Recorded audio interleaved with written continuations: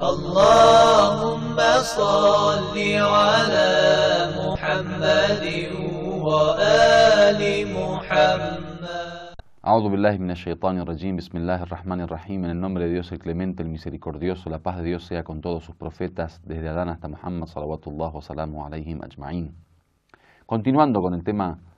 de la necesidad del imamato, habíamos hablado en la anterior clase acerca del sello de la profecía. Dijimos que con el sello de la profecía lo que termina en realidad es esta institución, esta embajada divina de los profetas, pero no concluye la guía divina, como habíamos dicho que en el momento, así como Dios es responsable de guiar al hombre, y como en algún momento también dijimos que así como Dios guía al hombre a través de su naturaleza, también lo guía a través de los enviados de Dios, de los mensajeros de Dios. Esta guía, según nuestra visión, según la visión islámica, continúa desde el comienzo de la historia de la humanidad hasta el fin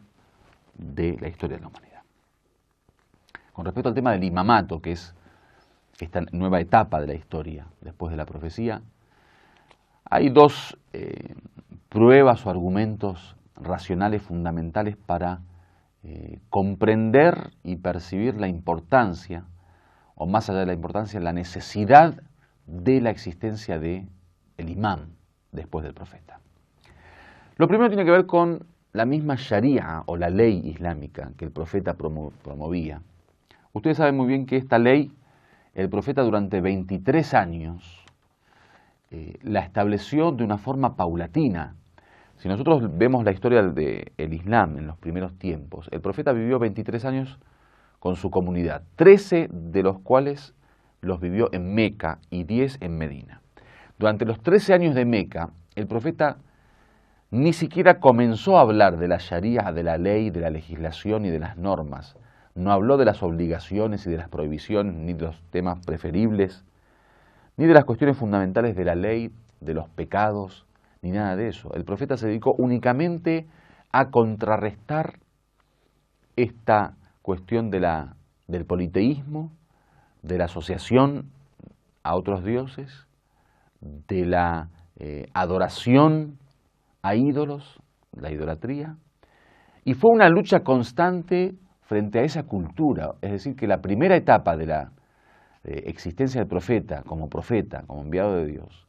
no fue para divulgar o difundir la cultura islámica, ni sus normas, ni sus leyes, sino que simplemente para que esta doctrina islámica del monoteísmo, que esta creencia de la unicidad divina pueda ser parte de la cultura de los árabes de aquel momento, en la Meca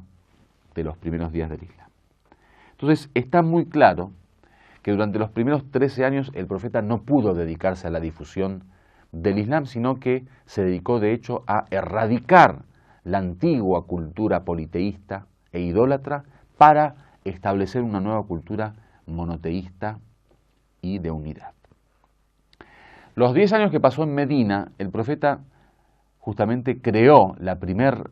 sociedad islámica bajo un gobierno islámico, y estuvo dedicado a la fundación tanto de la comunidad y sociedad como del gobierno. Por lo tanto, no tuvo tiempo suficiente en estos 23 años como para poder difundir todo el Islam a toda la sociedad y poder realmente hacer del Islam una cultura y una civilización. Fue en los tiempos posteriores a la muerte del profeta Muhammad que el Islam se transformó en cultura y civilización, y que el Islam pasó a ser la forma de vida de muchos hombres y las costumbres de muchos pueblos. Por lo tanto, hay una necesidad de continuar con este camino de difusión y con este camino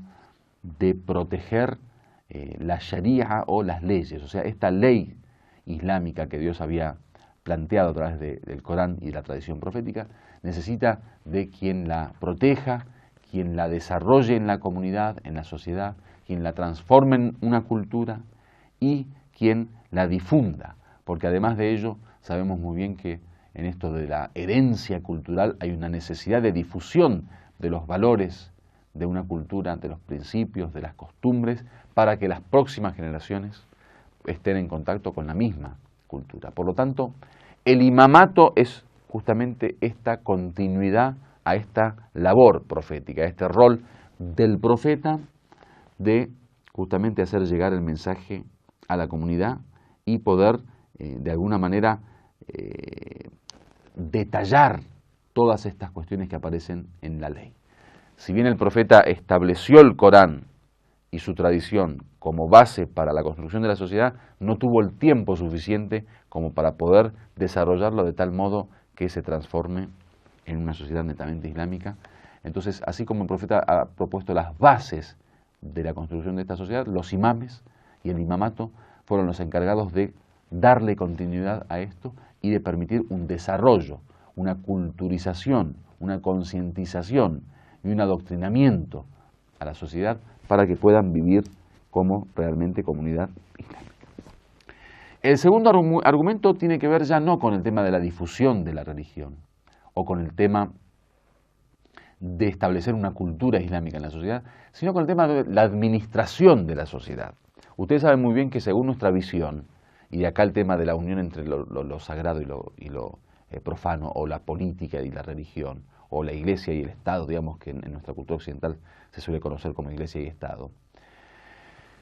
En el Islam el profeta no solo ha traído el mensaje para difundirlo, sino que se ha propuesto también la construcción de una sociedad islámica y lo hizo a través de la fundación de un gobierno islámico. Por eso dijimos que en la época de la historia de Medina, en los años que el profeta convivió con la gente de Medina, como gobernante de Medina, él hizo un gobierno islámico.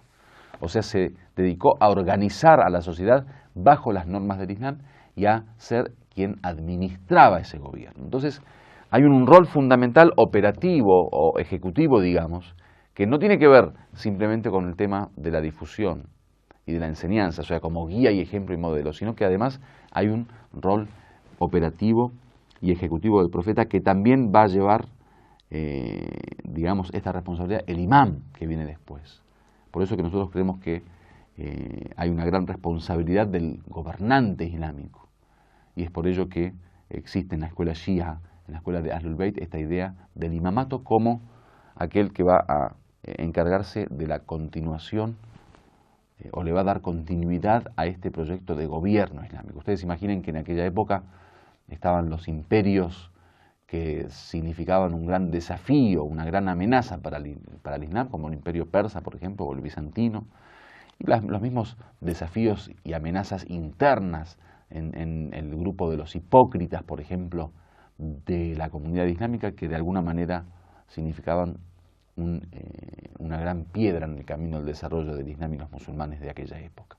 Entonces el imam y el imamato justamente van a ser los encargados de darle continuidad tanto al tema de la difusión como al tema del gobierno islámico. Por eso para nosotros el imam no solo es quien protege la sharia en su forma, digamos, cultural o académica, llamémosla, en su forma de disciplina y ciencia, y quien enseña la sharia a los musulmanes, sino además es el que se encarga de aplicarla, de gobernar bajo estas normas, de llevar a la práctica este proyecto de gobierno